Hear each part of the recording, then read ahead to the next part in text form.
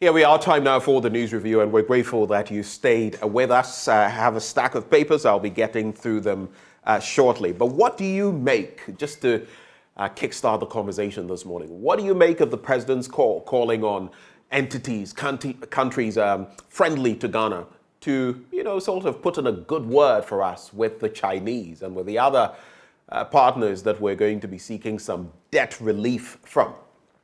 It's interesting because yesterday when I was interacting with Professor Bokpin of the University of Ghana Business School, he said Ghana, just pay attention to his description, for those of you who missed the conversation, that Ghana was like a spoiled child, a spoiled brat, if you like, that needed to be disciplined in order to be responsible, that we're constantly spending beyond our means, not cutting our coat according to our cloth, and every time would end up like this. And an interesting point was made. I mean, I spoke to the likes of Dr. Saad Idrisu,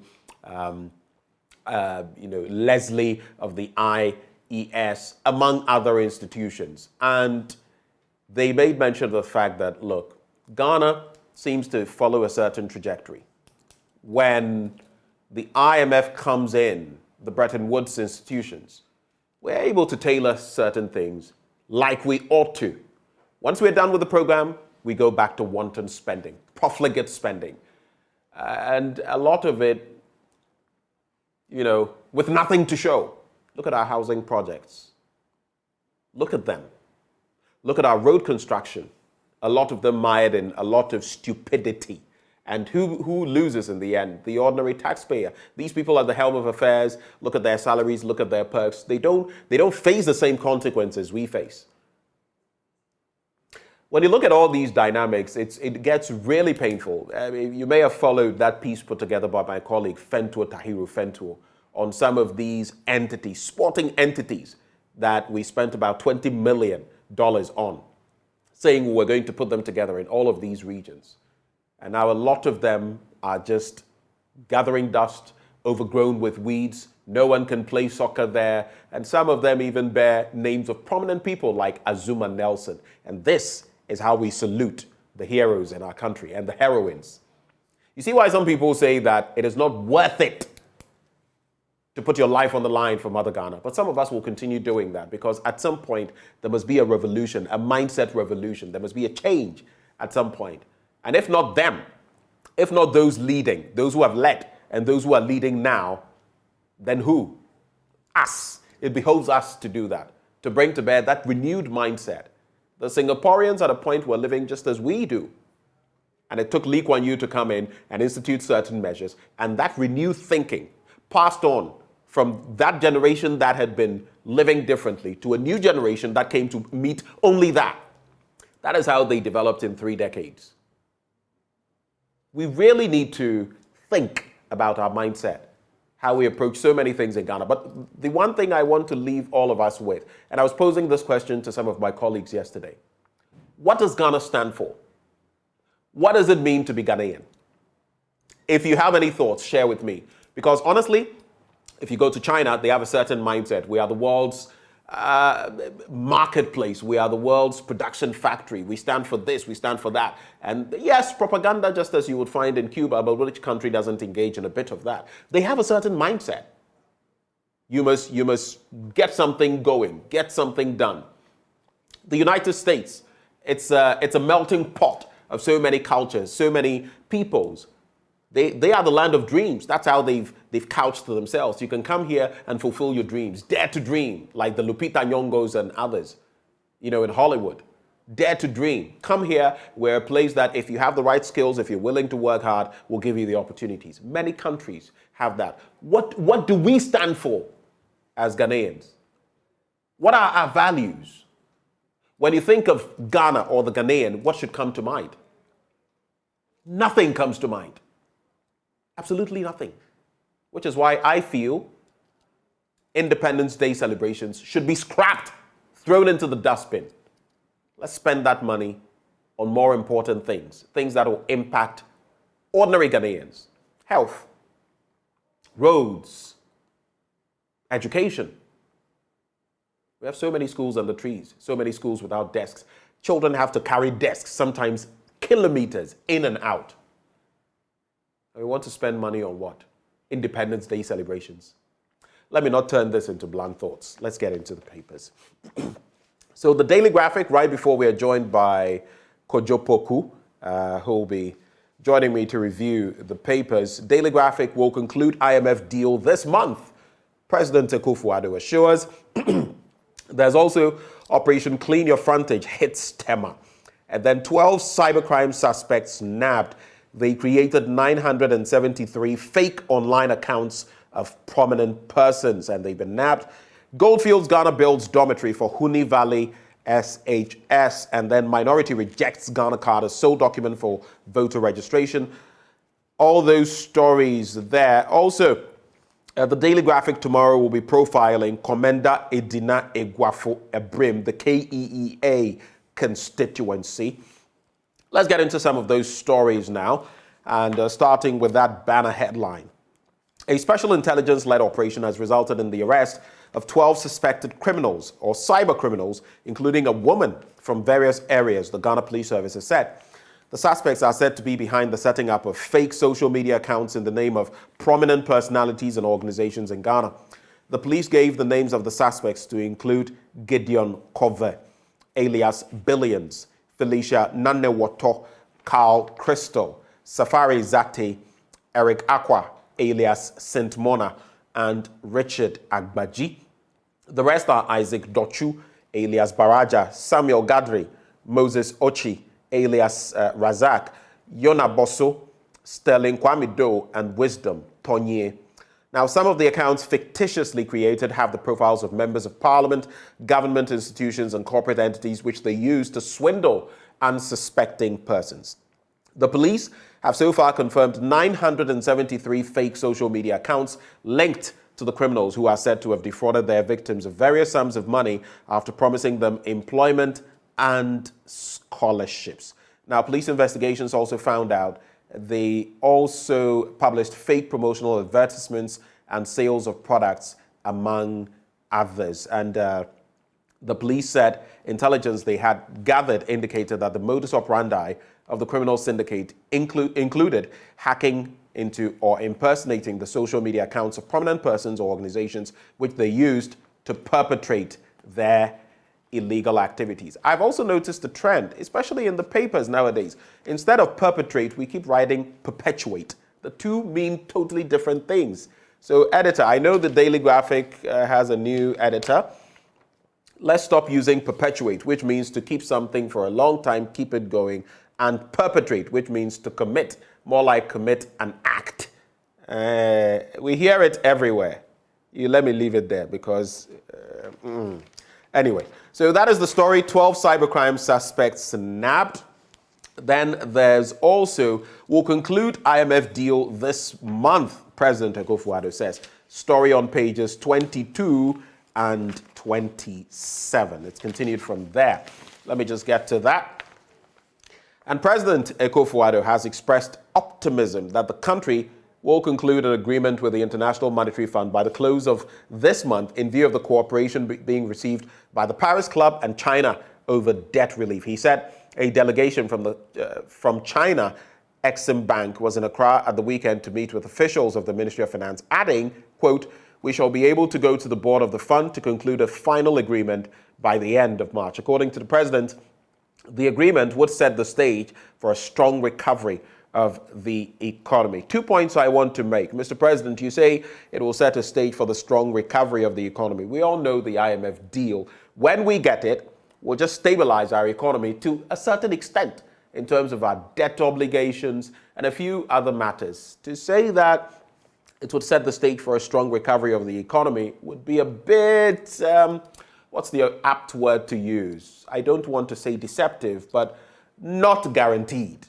Unguaranteed, let me just put it that way, because it will be based on our own actions in terms of managing our finances, our economic dynamics as a country. The IMF deal does not guarantee anything. It does not guarantee that we're going to recover in terms of our economy. It's only a little stepping stone to set us on a correct path. So, Mr. President, let's watch our words, because as I spoke to the economists yesterday, they kept asking us, why do we keep setting these timelines for ourselves? And then we go beyond, and then we have to come and explain ourselves. Why go by this by end of March and all of that? You may have your guarantees, but why not wait till all is said and done? We know, for example, that the 1.7 billion we owe China, that's our biggest bilateral lender. We owe some of our other debtors in the G7, the G8, 1.9 billion. We do not know exactly what even those entities, friendly entities, are going to give us in full terms. We don't know that. I can guarantee we don't know that.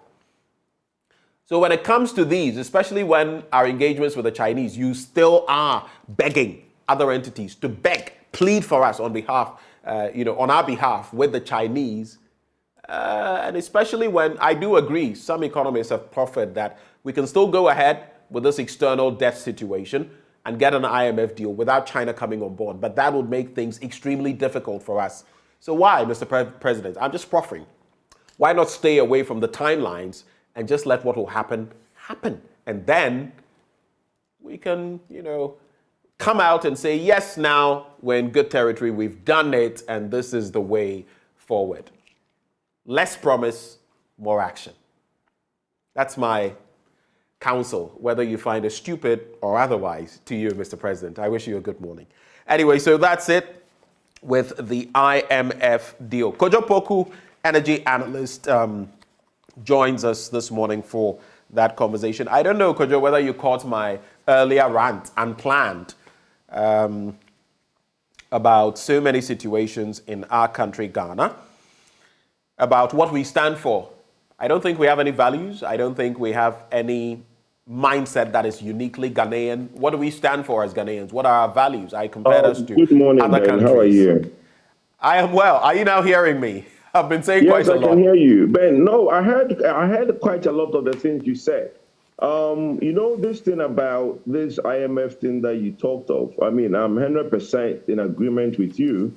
And I have also said on certain stage that we came up and said that we've negotiated with IMF in record time. What happened was that we were told by IMF in what to do in record time. There was no negotiation. Okay, right. Because I don't see what we negotiated. We were told by IMF that for me to give you a loan or for me to give you this program, you have to go and do this and do that and do this. And we said, yes, Amasa, took the notes and we went off to implement it. Okay, because if we did negotiate, we would have been able to tell the IMF that, I'm sorry, this number will be difficult for me to achieve in Ghana. This will be difficult for me to do here. Can we do this instead? Can we not do that instead? Okay, that is a negotiation. Now, how easy did Ken Ofori-Atta think that to go to China and tell China to forgive your debt or restructure a debt? It's very difficult for countries to do that, especially when we don't have a very good relationship with China. Okay, China relationship was a one-way relationship. They get what they want from you and they give you what you want. If they don't get what they want from you, they don't give you what you want. From the time that we sent out their citizens for the Galamsey issue, all the China relationship and all the multi-things China was doing for us has diminished, okay? Because now, I don't remember the last time anybody has talked of a facility from China. This was something that was very abundant 4 or 5 years ago because everything you tried to do, there was a facility from China or somebody from China trying to go through Sinosure to get it done. So it's unfortunate that we find ourselves where we are. And back to the point that you made, I have said on your program that going to IMF is like having a diarrhea and basically taking Imodium, okay? So it only stops the diarrhea. It doesn't cure what caused the diarrhea. You might have an infection, so what you need is antibiotics. We have said time and time again that, look, the small austerity announced by the finance minister don't go far enough, okay? There are multiple things that needs to be done. And the German chancellor or the chairman ambassador recently reiterated some of the things that some of us have been saying. Right. That cut down on a lot of the things before you go for debt forgiveness, okay? Because you can't expect to do the things that you're doing as business as usual. And everybody thinks it's business as usual. It's not. It's very unfortunate that we are running the government as if it's business as usual. It's not. And it's painful because everybody is making noise that, oh, we are out of the woods. People make noise about, oh, people are, and what is ahead of us is more dire than what is behind us. And nobody seems to think of that. Well, Kojo, what can the NTR? So I will need to. If you keep saying it and no one listens. I 20 and a man on one machikopo. Sapepepe.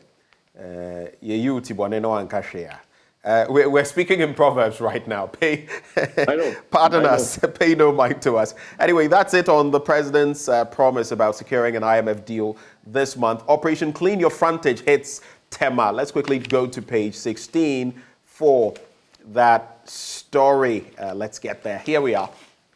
So the Operation Clean Your Frontage campaign under the Greater Accra Must Work agenda is being extended to the Tema metropolis beginning today. The regional minister, Henry Quartey, who announced this in Tema yesterday, said the campaign would begin with a massive cleanup exercise in Tema and would continue to Saturday with a mopping up on Sunday. Now, addressing metropolitan, municipal and district chief executives and assembly members from the 27 metropolitan, municipal and district assemblies in Tema ahead of the three-day cleanup exercise, Mr. Quartey stressed that a clean environment remained one of the top priorities of the Regional Coordinating Council. I'll put the simple question to you. How clean do you find Accra, especially when the promise was made? And I'll keep going back to it because if you don't mean it, don't promise it. But when you promise it, some of us will keep reminding you ad infinitum, ad nauseum, till you get irritated. We don't care because no one forced you to say it. Accra, cleaner city. We're nowhere near that after 6 years. I don't know whether the promise, and to be fair, I don't know whether the promise was made right from the start because I think it was somewhere into the tenure. So let's say after a number of years. But just to link it, we have a hotline documentary, A Sea of Plastic, that we've put out in recent times. If you see the pollution, plastic pollution, and the rains are coming. Kojopoku. Well, look, I have always said, and one of the key message for my presidential ambition campaign is that I want to make Metropolis, MMDCs, local government, the foundation of my development. Look, the president said, yes, he wants Accra to be the cleanest city, but the president is not the one to implement that. It's the MMDCs to implement that. Now, if you have Metropolis and district and municipal assembly people who just do not do their work, okay, that's what we have. What does it take to clean? What does it take to make sure, look, the assemblies have all the powers to put penalties, to put bylaws, to put everything you want. In the past, there was something called Lampo. Okay, yeah. Now, yes, every household was scared of Lampo. Yeah. Because when the tankers, which was the town councillor, comes around and he finds any dirt in your gutter in front, in the house or whatever, they surcharge you with Lampo. And you will have to pay. Even those days when development was not that much, they will come and give you Lampo. Today, what are the penalties for the assembly coming around and finding that your frontal is not clean, or your frontal is dirty, or the gutter in front of your house is choked with plastics? What's the surcharge? What's the bylaws? So the problem is not what the president says. The problem is the municipal assemblies. Mostly is basically square pegs in round holes. They just sit there and say, oh, there's no money from common funds. But a sign, I agree with you, but a sign of leadership, when you say something concrete like that and you reiterate it and you keep talking about it. We've heard the Minister for Sanitation and Water Resources talk about it and the sums of money to be committed and all of that. Then your credibility is on the line and you have to ensure that those who mean to or who have to execute do so, right? That's leadership. I agree, yes. So the charge is from the front. I agree. But the most important thing is that as a municipality, as a metropolis, as a district, your sanitation is one area, the environment is one area. Because the departments you have within, one of the key departments is to look at sanitation. Okay, the collection of garbage, the making sure the environment is clean, the clean of gutters, and fixing other things within the metro. So, but look, the point I'm making is that to be able to develop and make sure that these things stay on course, the local government is key, is the fundamental. There's no negotiation. We only have local government in name. Okay, Right. the input, what local government needs to achieve, it's not being achieved, and we just basically over and over keep taking people there, and they coming out. All they want to do is, oh, there's no common fund. The common fund is delayed. You have IGFs that you don't implement. You have all the bylaws you can implement to take people. In Accra being a city that it is, if people don't keep their frontal clean, let's say it's 100 cities, your people go around and collect the property rate they are supposed to collect, and also surcharge people for dirty frontal. So Right. for you to do once a while campaign like this is applaudable. But then going forward, what stops the debt from coming back? Yeah. That is the key. Yeah. You clean it, and in a week's time, it's like situation normal. So, what exactly have you achieved? In 2 days, it's back. Yeah. Yeah. Let's wrap with the Daily Graphic on these two stories. So, amending 1992 Constitution, not enough. Let's focus on new mindset, national values. And this is part of what I've been saying. The first Deputy Speaker of Parliament, Joseph Osei-Wusu, says changing aspects of the 1992 Constitution will not be sufficient to address democratic challenges or achieve the good governance expected. He opines that the emphasis should rather be on changing the orientation of Ghanaians and building new national values. According to him, the country should focus on developing a new mindset that makes people take responsibility, be accountable, honest, and law-abiding. I couldn't agree with him more. He also says, the fine print of the Constitution may have defects. We can change them. But that alone is not sufficient. I think we should put more emphasis on changing our orientation, building new national values, and selling them to children as they grow up. You see, I hadn't even seen the story, but this reflects exactly what the Singaporeans did, so that the generation that came after them had a very different mindset, and we see them and we salute them and we laud them today, but we are still eons behind. Let me just add this story for you to react to the two together. Minority rejects Ghana card as sole document for voter registration, and the minority in Parliament is standing its ground on rejecting the Ghana card as the sole document for the registration of voters onto Ghana's electoral roll. It said it was untenable for the EC to eliminate the use of the guarantor system as a source of eligibility to be registered as a voter.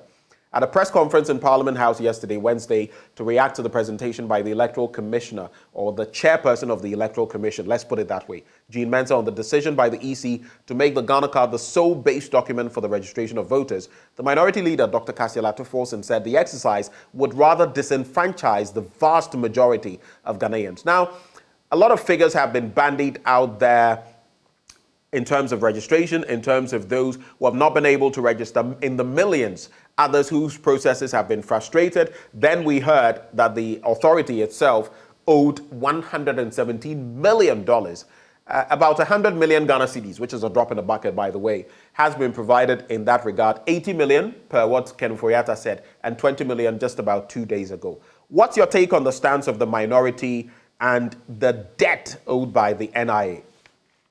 Well, let me do the first story. Look, I think that the change of the Constitution and the orientation of the Ghanaians should go in parallel. You cannot do one and leave the other. Look, there is a momentum. We need to start afresh. So if we need to do orientation, yes, but the orientation can also be included in the Constitution. That there are these principles that as a nation, not before every morning, even if you go to the cinema back in the day, before the cinema starts, they play the national anthem. Okay? So we can put certain, you see, the orientation that we need is that we need patriotism. We need Ghana first agenda. People don't put Ghana first. The individualistic approach in this country is too much. So, but I ask you, Kojo, how will you put your country first when you see your leaders themselves putting the country last? That's the point. So who become leaders, though? Who become leaders? Being that you're talking to me today, I want to be a leader. So let's say in 2024, I'm the leader. I was Kojo Poku one day, the next day I'm a leader. So if I'm not oriented, then what happens? Right. So it's the ordinary people that become leaders. So orient everybody. There isn't a group of people that become leaders that is okay, let's go and orient them when they become. No. Today there are people walking around. Ben could be an MP tomorrow. To the next day you could be a minister. So let's change the Constitution, which is key. But the orientation of the Ghanaians should go in parallel. But you see, the momentum that it will create is that we have had a new order. The Constitution is changed. From this day onwards, Constitution requires that we do these things in parallel with change of Constitution. So we create a new momentum. Now, let's go to the Ghana card minority issue. Ghana card. Look, I think that as a nation, we make too much excuses for our own political good. Jane Mensah, when he was in Parliament, I listened to a little bit of it. She said that those that already have voting cards will keep their voting cards. Right. In fact, she says the Ghana card is not going to be used to vote, contrary to what some people have thought. Exactly. The Ghana card is not what's going to be used at the polling station. The Ghana card is what will be used for you to get your voter's ID card. Okay? So we are going to have the existing voter register. The new people that want to come on board need to acquire, okay, a voter ID card, a Ghana card, before they can go and get a voter ID card. And that's where the devil is. I'm hearing that. Say it again. And that's where the devil is. No, there is no devil. The guarantor situation is the devil.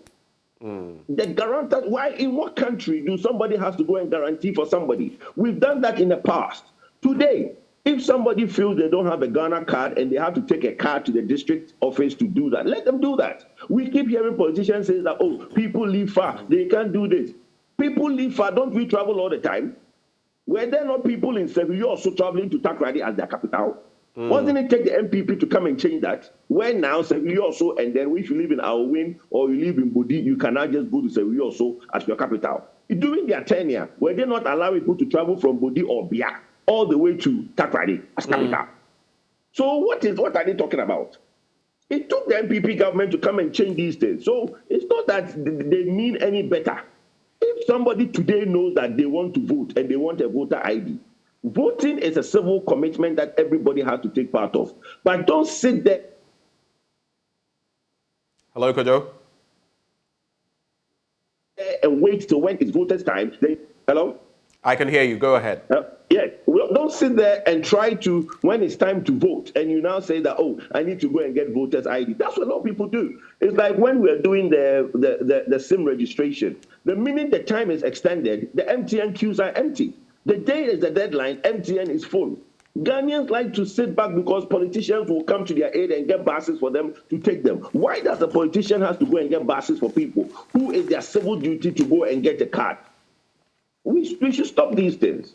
Okay? So there is ongoing registration. The ongoing registration says that if you want your voter's ID, you should get a Ghana card. If you sit and you are of voter's age and you don't have a Ghana card, you should take the necessary steps to go to the district or capital or wherever it is to get your Ghana card. Why is that a problem? For me, I think the guarantor system should be stopped. Why do we still in 2023 need to bring somebody to say that, oh, I live with him, then you bring 3 people to guarantee for you because you don't have any ID? In which country does that happen? Somebody who is Ghanaian should at least have some level of documentation. We should stop the guarantor system. We've entertained that too much. Let's get into some stories very quickly from the Ghanaian Times newspaper. Lassa fever cases hit 14. 1 death recorded. GHS cautions public to avoid contact with rats and mice. I'll be getting into that story on page 11. Ghana card as sole ID for voter registration. Minority rejects EC's proposed CI. That's the story we were just talking about. Cocobot financial loss trial. Judge refers case to CJ, and West Africa needs political commitment to roll out single currency. That's according to Get Thick. Well, I would also start from here very quickly. Bola Tinubu, or if you like, Bola Tinubu, 70, wins Nigeria's presidential election, appeals for peace and unity. It's the lowest we've seen in a number of, should I say, decades by performance in terms of the voter turnout. Some 27%, one of the lowest we've ever seen. What does that point to? Apathy among Nigerians? In some cases, though, I was listening to a reporter from Nigeria on the BBC talking about the fact that in some areas it was a record turnout, but by and large, if you look at the population and those who voted, 27%. I guess it's beginning to happen across Africa, and for me, it points to some apathy in terms of failed leadership, failing leadership, and the lack of optimism among voters to go and queue and vote for people who will not deliver anyway. That's the first bit I'll point to. But then there's also health alert. Lassa fever cases hit 14. A total of 12 additional cases of Lassa fever have been confirmed, bringing the total number of cases in the country to 14. According to the Ghana Health Service, apart from one death recorded, all 13 cases are alive, in stable condition, and are being managed in designated health facilities. A total of 97 contacts have been identified, and efforts are underway to identify more contacts. A probable case has been reported from the central region, and contacts are being identified and monitored while we await confirmation. That's according to the Ghana Health Service. I'll wrap with this one. End discrimination against persons living with HIV and AIDS. That is according to the Commission on Human Rights and Administrative Justice, which has reiterated calls to bring an end to discrimination against persons living with HIV and AIDS. Your reflections, Lassa fever, Nigeria. Any thoughts? Yeah, let me do the CJ one. Very important. Look, the Oponi case has taken 7 years, and I don't see why. Oh, sorry, 6 years. I don't see why any case in court should take that long. It's amazing. That's a trial, a criminal trial that either somebody is either guilty or not guilty. It's taken 6 good years. That's absurd. And now it's not even done. It's been referred back to the Chief Justice because people are playing politics with the trial.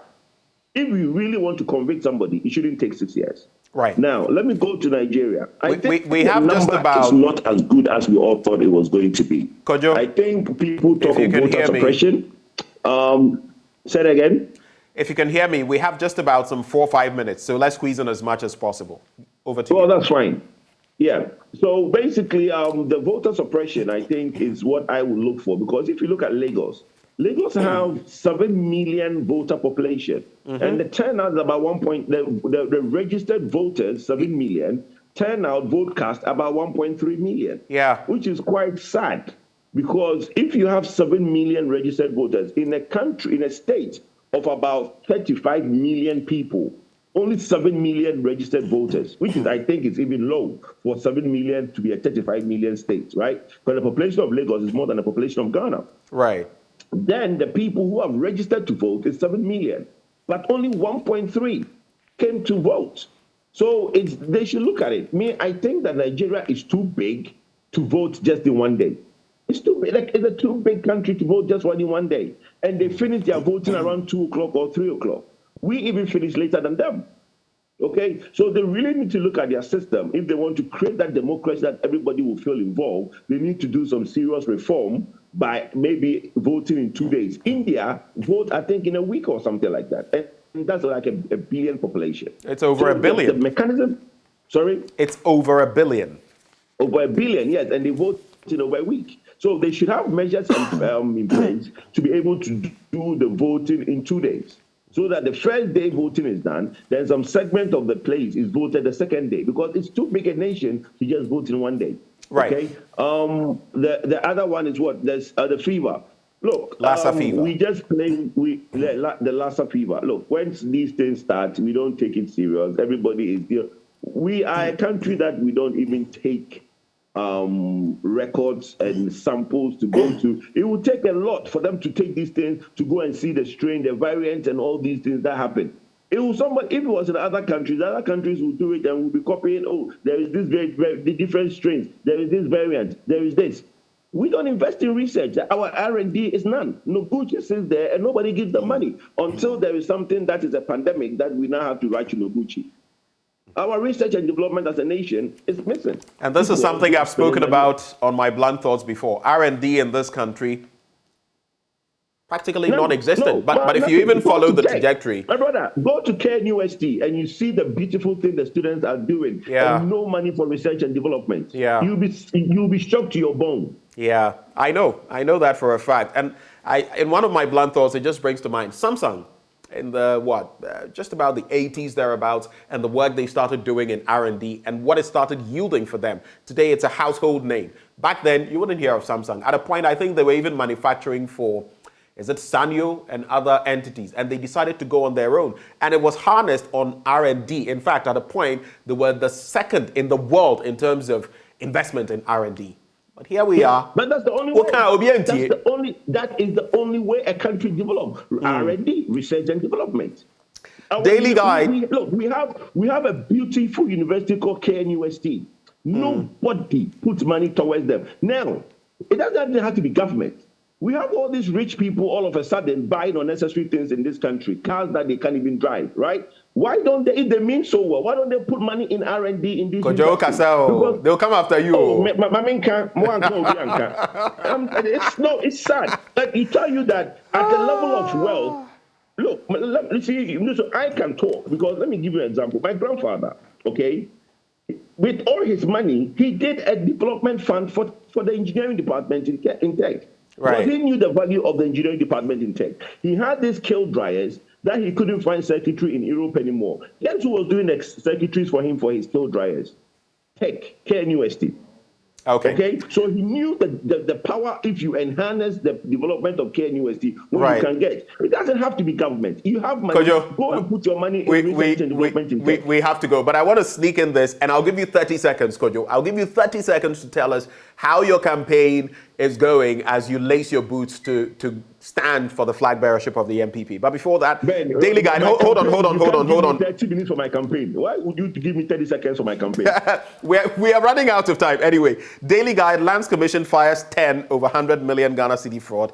EC to register 550K voters annually. And Business Finder, lifeline for women-led businesses. And GIPC CEO named 2022 African Business Personality. Okay, let's do this in a minute. Kojo Poku, 1 minute. Tell us, how's your campaign going? What have you been doing? Not more than 1 minute. Very well. And my campaign is going very well. Thank God I'm in Eastern Region Koforidua tomorrow, meeting the regional executive committee, and I'm greeting them if they are watching you this morning. It's going to be a beautiful meeting. It was a beautiful meeting in Western Region. It was a beautiful meeting in Central Region. It was a beautiful meeting in Northwest. I'm doing very well. I'm in a lane that nobody's in, and I'm loving it, and it's so beautiful. You have no idea. The other work of the other thing, the people who are arrested in Lands Commission. But these people will be arrested. Their trial will take 6 years. What are we talking about, please? People who are arrested for stealing money, people who are arrested for doing this, they go to court. It will take 6 years to find out guilty or not guilty. So what are we arresting them for? Okay. Let's move on. The other thing is what? I think that is Congratulations to the people who won the award. All right. Kojo, thank you so much for joining us this morning. Thank you, my brother. And I wish you the best of the day. A few messages that came in. Asha A says, great news, very interesting. I'm watching from Ghana, Takwa. And I couldn't but acknowledge this one. Abraham Isaac says, good morning. I'm watching from Monrovia in Liberia. Thank you for doing the watching all the way from across West Africa and beyond. This news review has been brought to you by Endpoint Homeopathic Clinic. We're offering free prostate screening and free female fertility screening. Locate us in Accra Spintex, opposite the Shell signboard, Kumasi Kronomabwe here behind the Angel Educational Complex, Takrady Anaji Estate, Tema Community 22, Techiman Hanswa and Esiama Nzema. Call us on 0244 867 068 or 0274 234 321. Endpoint Homeopathic Clinic, the end to chronic disease. These are very serious times if you're a Chelsea fan. But even as a Reds fan, Red Devils fan, maybe that team will bounce back just as Liverpool. Sports up next on the AM show.